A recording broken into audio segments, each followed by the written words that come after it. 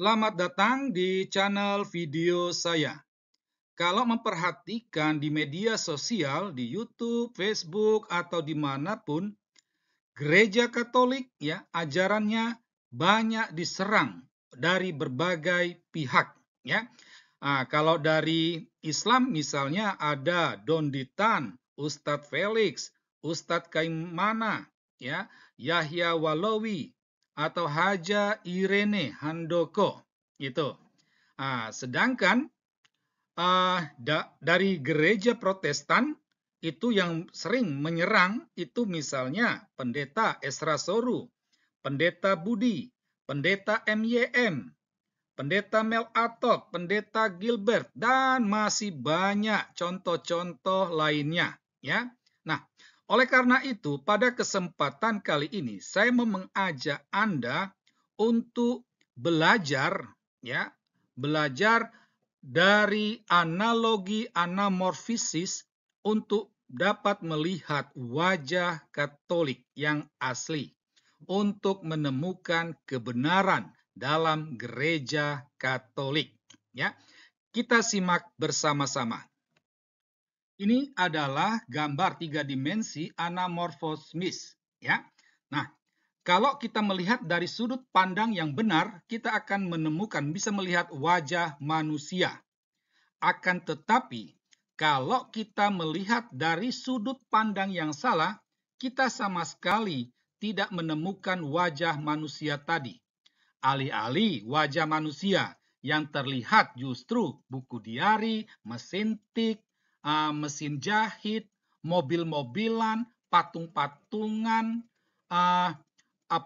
lemari, miniatur kapal, lampu badai, kemudi kapal, dan masih banyak barang-barang yang masuk dalam kategori ronsokan. Nah, inilah kalau kita melihat dari sudut pandang yang salah. Sama sekali kita tidak menemukan wajah manusia tadi.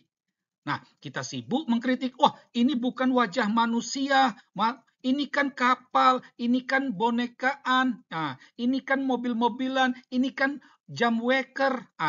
Seperti itulah akhirnya.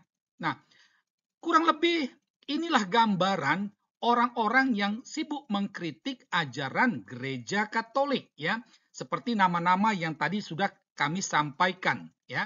Nah, mereka sibuk mengkritik tentang misalnya Paulus. Mereka katakan, oh Paulus itu lebih berkuasa dari Yesus, bahwa Paulus itu pendiri gereja Katolik, bahwa Paulus itu menentang Yesus. Dengan menentang Taurat dan lain sebagainya, atau ketika topik tentang Yesus ya, mereka mengatakan oh Yesus itu utusan Allah bukan Allah. Sibuk seperti itu.